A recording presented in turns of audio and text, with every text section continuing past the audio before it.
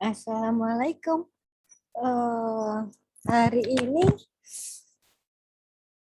kita sampai pada teori etika bisnis pada pertemuan yang kelima ya.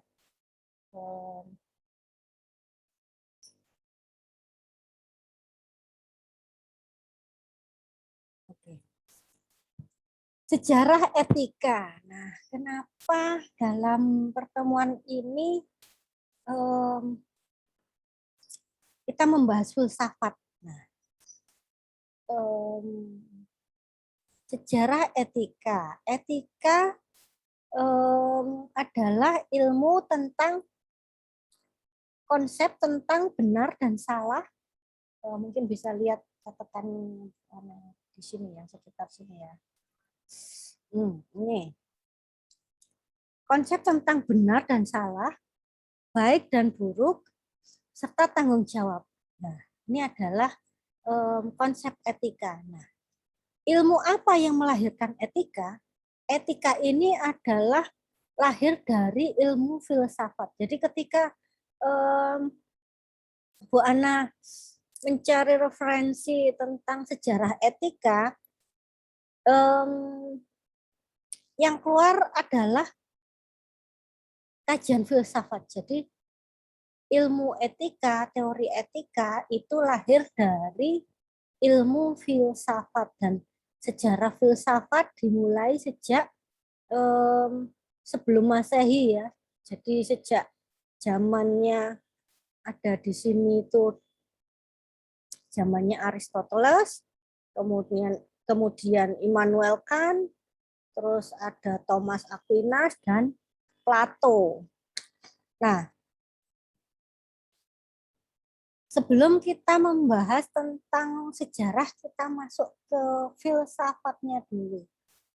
Apa definisi dari filsafat?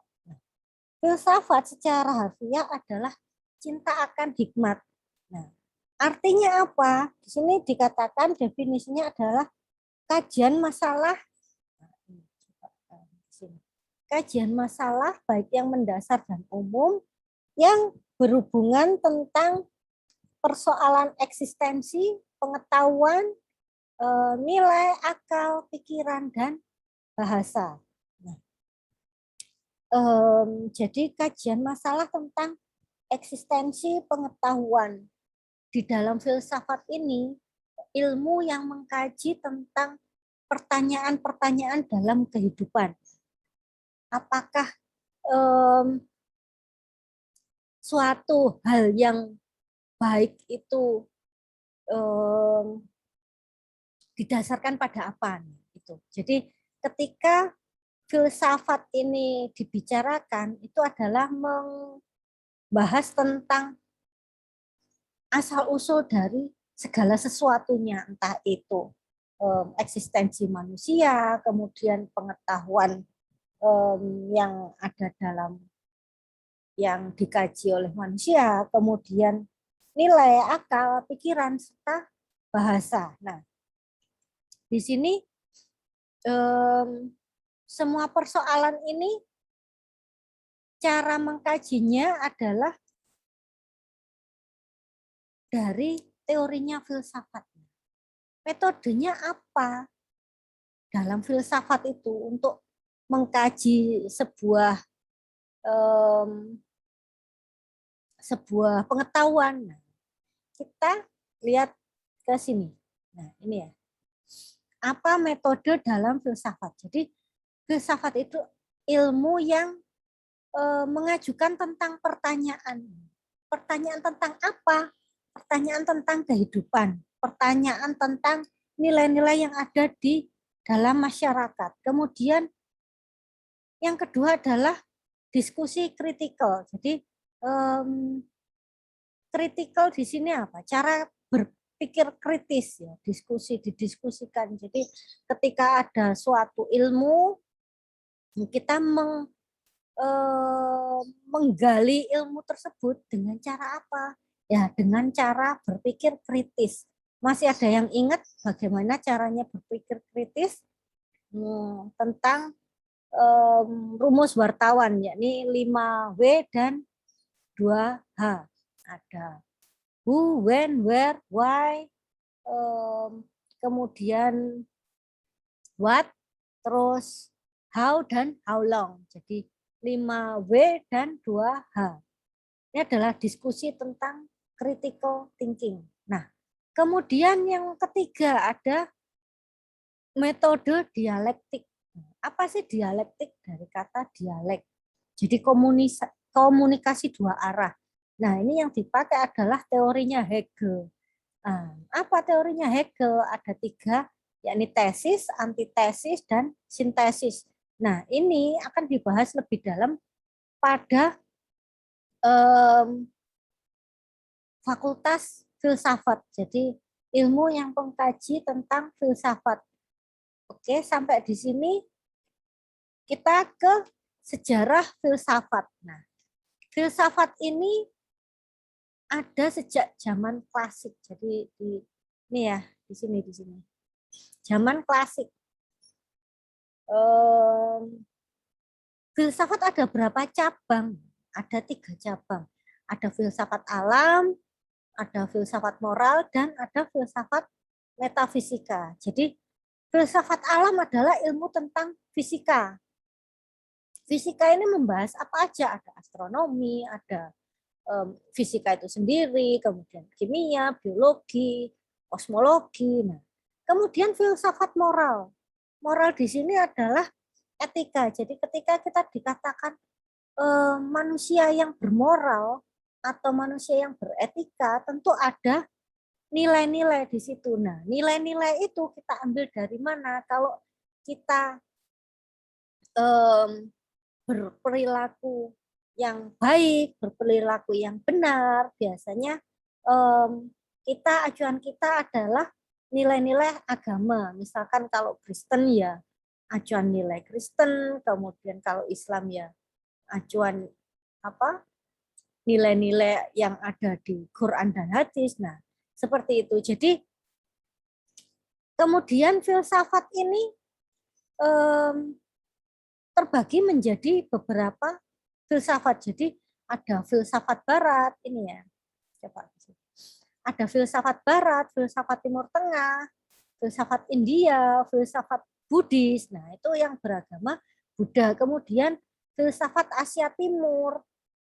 Asia Timur di sini ada Jepang, ada Korea, ada Indonesia, ada Malaysia, Singapura. Nah, ini adalah Asia Timur. Kemudian ada filsafat Afrika dan ada filsafat Amerika. Jadi nilai-nilai yang diadopsi tiap-tiap masyarakat itu tergantung dari di mana dia tinggal. Jadi ketika dia tinggal di barat, mungkin mayoritas banyak yang beragama Kristen, ya pasti nilai-nilai yang ada dalam agama Kristen. Nah, kalau di Indonesia, kalau kita hidup di Indonesia, maka nilai-nilai yang kita anut adalah nilai-nilai agama Islam sebagai agama mayoritas. Nah, untuk antara keragaman beragama ini tadi, agar tidak timbul perpecahan di negara kita, maka kita menganut nilai-nilai yang ada dalam Pancasila. Jadi negara kita itu dari zaman nenek moyang itu memang sudah berbeda. Jadi ada budaya Hindu, ada budaya Buddha, seperti kita lihat di Jawa Tengah di Borobudur. Nah, itu adalah mengadopsi budaya Hindu dan Buddha. Jadi itu adalah bagian dari sejarah sebelum ada negara Indonesia. Nah, kita disusun dari kerajaan-kerajaan. Nah, kerajaan yang di Mojokerto itu kerajaan Mojopahit, begitu juga kerajaan yang lain-lainnya. Kerajaan Singosari, ada kerajaan. Nah, macam-macam sejarah berhubungan dengan sejarah Indonesia ya. Jadi filsafat dan etika ini adalah ilmu yang syarat dengan nilai-nilai diri, nilai-nilai yang ada pada diri manusia. Nah, itu ketika manusia itu melakukan suatu usaha bisnis, otomatis dia akan mempresentasikan nilai-nilai yang ada di dalam dirinya. Oleh karena itu lahirlah apa yang dikatakan sebagai ilmu etika bisnis. Jadi ilmu yang syarat dengan nilai-nilai ketika kita harus berbisnis. Oke, kemudian lanjut tadi filsafat moral itu ada yang dinamakan etika, ada yang dinamakan estetika. Nah, kenapa Bu Ana ingin menggabungkan antara ilmu pengetahuan dengan estetika? Jadi ketika Bu Ana nyuruh bikin kreatif notebook kemarin, itu adalah menggabungkan ilmu pengetahuan dengan rasa estetik yang ada di dalam diri kita sendiri. Jadi bagaimana kamu merasa, bagaimana kamu menggali suatu ilmu, dan kamu menuangkannya ke dalam suatu buku kreatif notebook, maka itu adalah nilai-nilai estetika yang ada dalam diri kamu.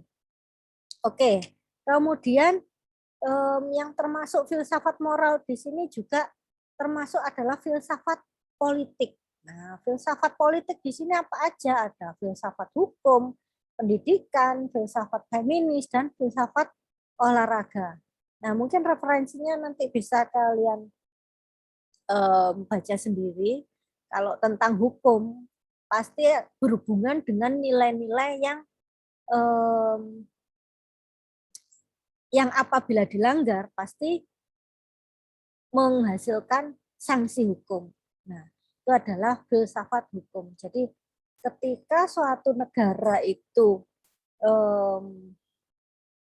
mempunyai budaya yang beretika, otomatis hukum itu akan terjamin. Jadi tidak ada kejahatan, tidak ada hal-hal yang melanggar etika. Nah, itu berasal dari budaya. Tetapi ketika terjadi sesuatu yang namanya kebutuhan ekonomi belum terpenuhi, mungkin kondisi lapar dan kesusahan, dan ini melahirkan hal-hal yang membawa pada terjadinya pelanggaran etika. Nah, pelanggaran etika ini kalau dia sampai merampas hak orang lain, maka dia berurusan dengan hukum. Misalkan dia merampas nyawa orang lain, dia membunuh, dia melakukan tindakan asusila. Nah, itu berhubungan dengan ranah hukum dan ada filsafat tentang hukum itu sendiri. Jadi kalau yang kuliah hukum pasti mengenal yang namanya hukum positivisme. Jadi ketika hukum itu dipandang dari nilai positif, ya. Kenapa orang ini mencuri? Kenapa orang ini korupsi?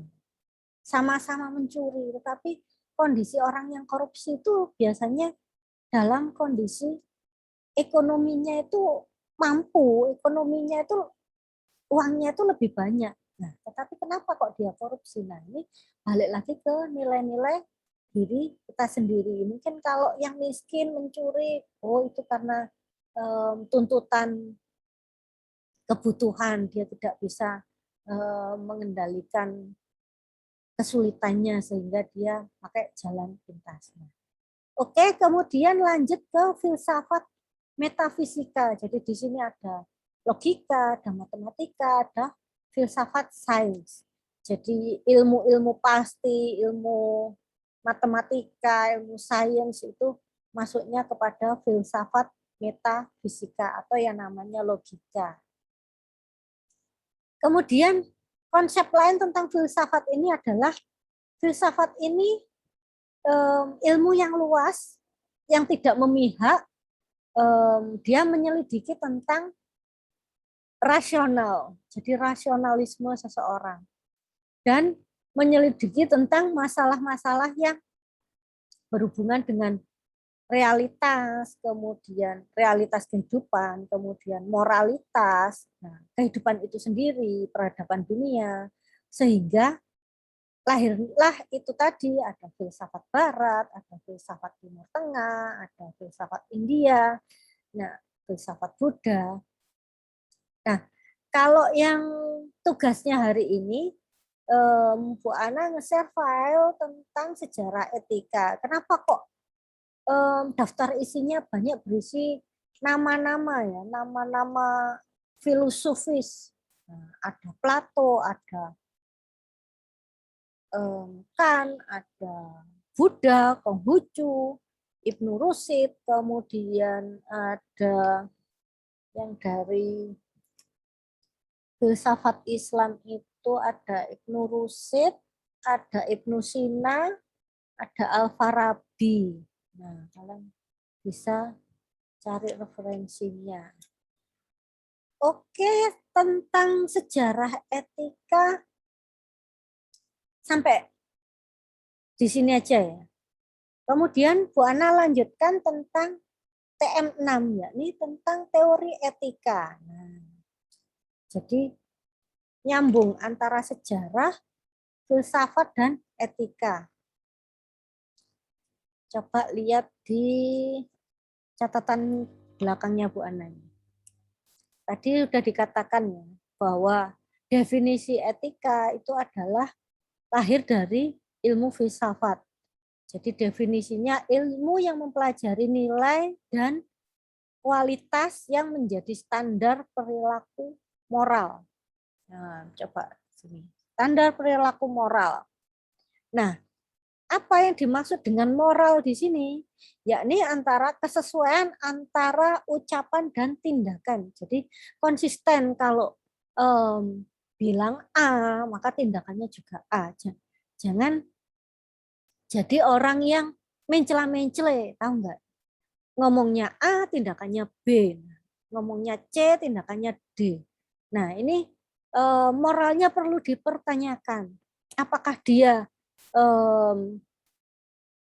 bisa dipercaya? Nah, kita dipercaya orang karena apa yang kita katakan dan apa yang kita lakukan. Jadi tingkah laku kita apakah sesuai dengan ucapan kita. Nah, itu.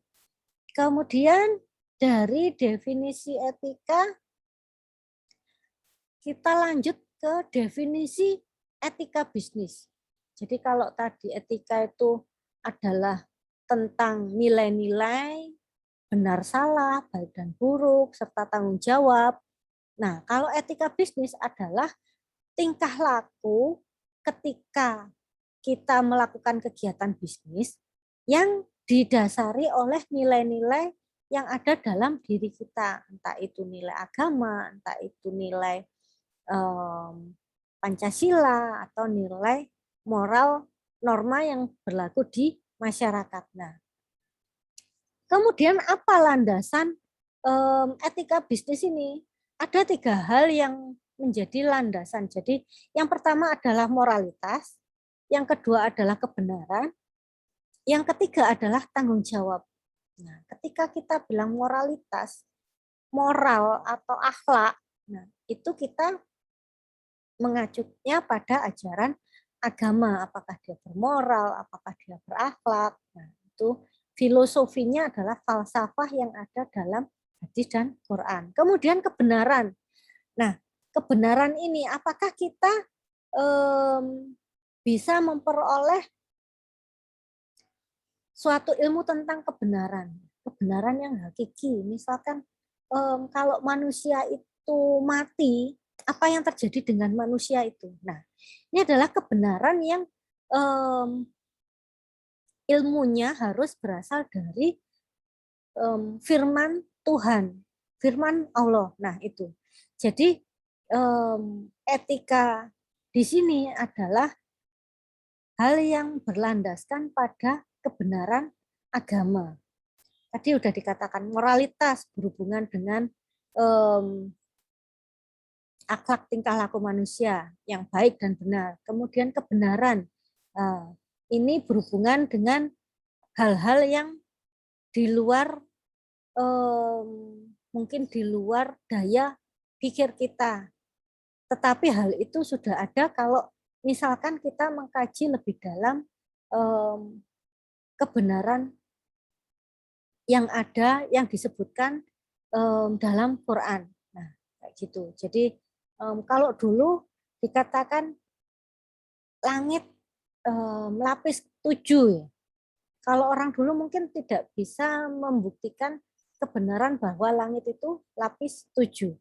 Nah, tapi sekarang dengan teknologi satelit, dengan teknologi kosmos, nah itu bisa dibuktikan kebenarannya.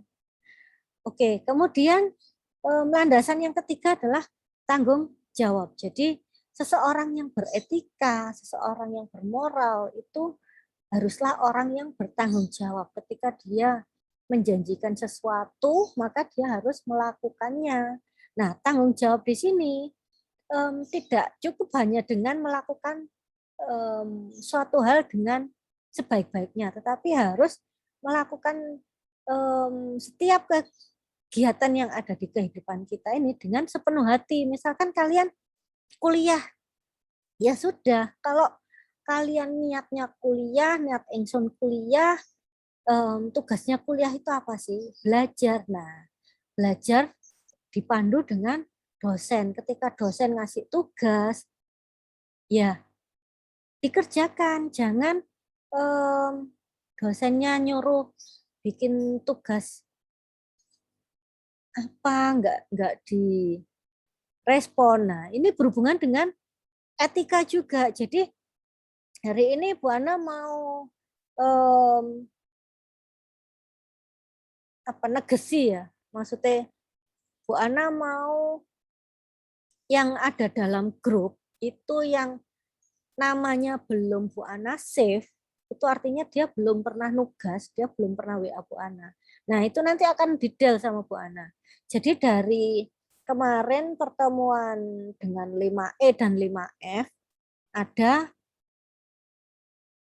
10 sampai 20 anak yang di-kick dari grup ya. Jadi ini buat pembelajaran juga. Kalau kamu respon dosen kamu, kamu bisa menghargai dosen kamu, maka otomatis dosen juga akan menghargai kamu. Nah, kalau kamu ikut grup tapi tugas nggak dikerjakan, mungkin juga nggak mantau WA grup, nggak mantau Zoom atau video YouTube. Nah, bagaimana dosennya bisa menghargai kamu kalau kamu aja tidak menghargai orang lain. Nah, itu loh. Jadi ketika kamu melakukan sesuatu, kembalikan kepada diri kamu sendiri. Ketika kamu marah-marah, kembalikan ke diri kamu sendiri. Apakah kamu mau dimarah-marahi orang lain? Nah, kayak gitu. Jadi ada beberapa hal, misalkan kita mau mengingatkan teman kita gitu ya. Ada tugas, tapi teman kita ngeresponnya, iya yo, cerewet banget sih. Nah, kayak gitu. Apa respon kita? Ya, kita niatnya baik, mau ayo belajar bareng-bareng. Nah, tapi ketika respon yang didapat itu respon negatif, ya sudah. Mungkin dari dalam diri dia belum mengadopsi nilai-nilai untuk long life learning. Jadi ketika kamu mau maju dalam kehidupan kamu harus jadi pembelajar seumur hidup kamu. Jadi ketika kamu merasa bodoh, itu kamu akan merasa akan belajar terus. Nah, saat ketika kamu sudah pintar, kamu berhenti belajar, nah disitulah kebodohan akan menghampiri kamu. Itu ya. Jadi pesannya Bu Ana di sini adalah ketika orang itu merasa bodoh, dia belajar. Tetapi dia akan dihampiri kebodohan ketika dia merasa pintar dan berhenti belajar. Oke, sampai di sini Bu Ana lanjutkan lagi. Jadi tadi landasan etika bisnis ada 3 ya, moralitas, kebenaran, dan tanggung jawab.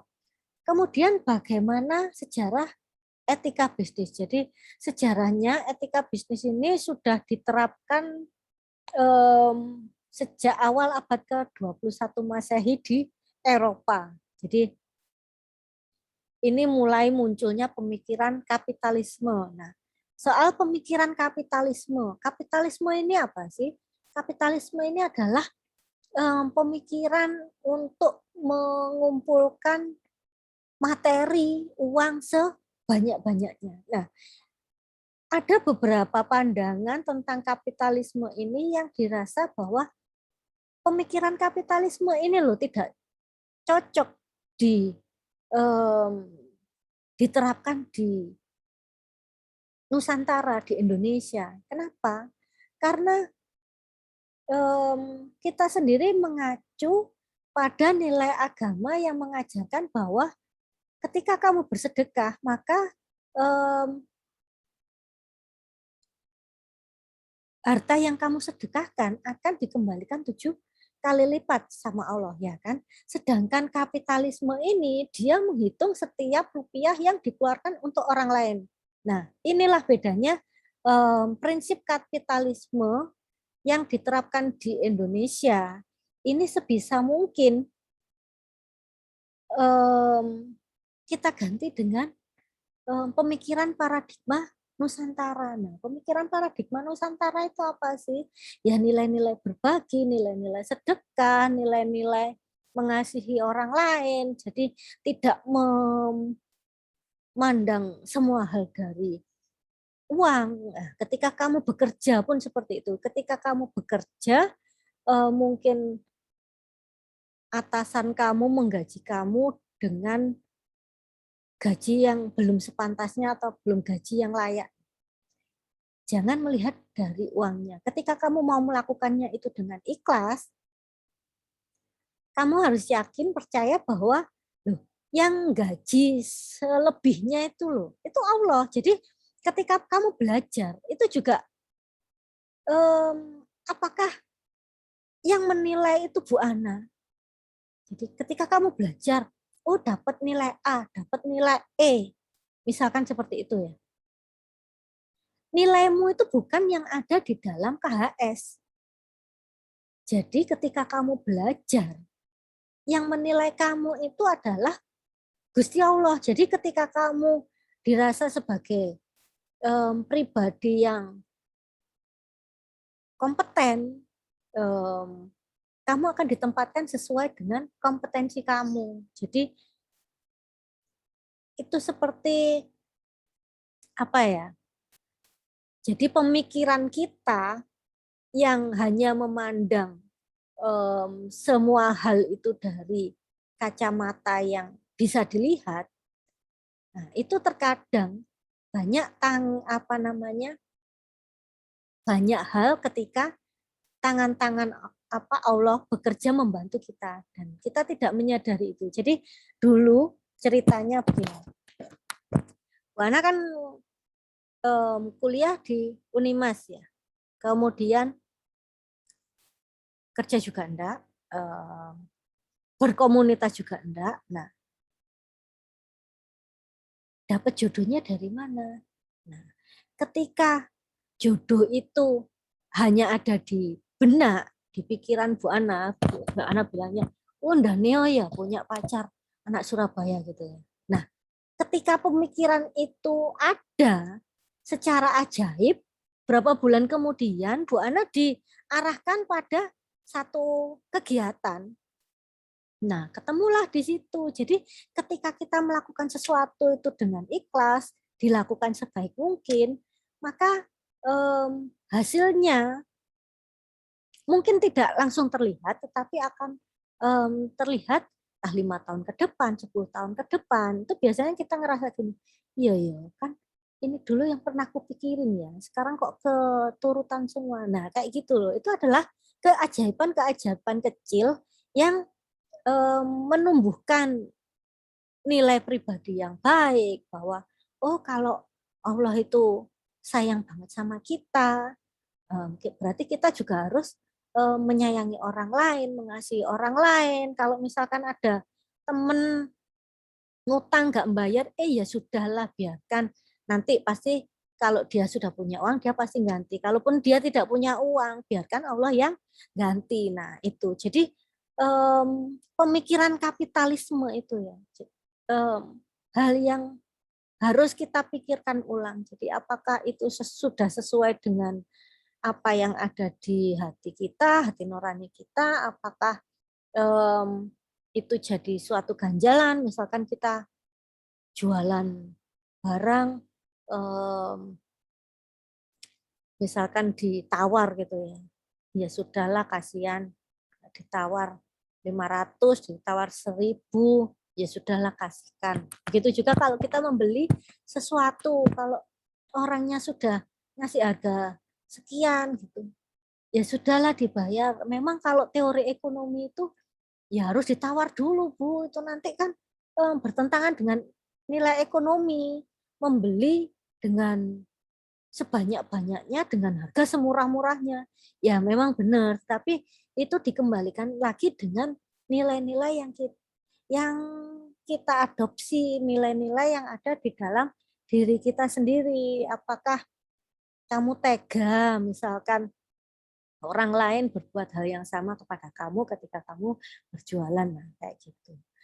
Oke, tentang sejarah etika bisnis ya, sampai pemikiran kapitalisme. Jadi dulu pemikiran agama ini berasal dari doktrin gereja. Jadi di Eropa itu gereja melarang kegiatan suku bunga dan pinjaman. Nah, di Islam kan juga begitu. Jadi ketika kita minjam riba, ada riba. Nah, itu hal yang dilarang dalam Islam. Tetapi dengan adanya pegadaian, dengan adanya simpan pinjam, koperasi, nah praktek itu udah apa ya, sudah jadi satu bagian. Sebenarnya itu nggak boleh. Menurut agama itu nggak boleh, tapi kadang orang kepepet, ada yang larinya ke pegadaian, ada yang larinya ke bank celurut, nah yang bunganya sampai mencekik, pinjemnya berapa, bunganya lebih besar dari yang dipinjem. Nah, itu tadi loh, kenapa riba ini dilarang. Begitu juga dengan pemikiran doktrin gereja. Jadi ketika ada pinjaman untuk konsumsi, terutama yang dilakukan pada masyarakat miskin, maka hal satu-satunya yang menghentikan pinjaman ini apa? Kematian. Kalau dia nggak bisa bayar, terus dia bayar pakai apa? Kalau dia bisa bayar pakai tenaga, ya alhamdulillah. Tapi kalau dia tidak, misalkan dia tidak punya pekerjaan untuk membayar hutang-hutangnya, nah, pasti itu terbelit suku bunga dan pinjaman. Oke, tadi sejarah lahirnya etika bisnis ya. Jadi dalam etika bisnis itu ada yang namanya prinsip OJAUI. Apa buana prinsip OJAUI? Itu adalah prinsip etika bisnis. Jadi prinsip otonomi, prinsip kejujuran, prinsip keadilan, O-nya saling menguntungkan, I-nya integritas moral. Nah, apa artinya integritas? Integritas di sini adalah pribadi yang berkarakter dan bertanggung jawab. Jadi moralnya bisa dipertanggungjawabkan, moralnya bisa dipegang. Apa yang dikatakan bisa dipertanggungjawabkan. Oke, pertemuan hari ini sampai di sini dulu. Terima kasih untuk atensinya. Kuliah via YouTube dan kuliah via WA. Semoga pertemuan hari ini kita mendapatkan berkah rezeki yang bertambah di kemudian hari. Amin, amin ya robbal alamin. Wassalamualaikum warahmatullahi wabarakatuh.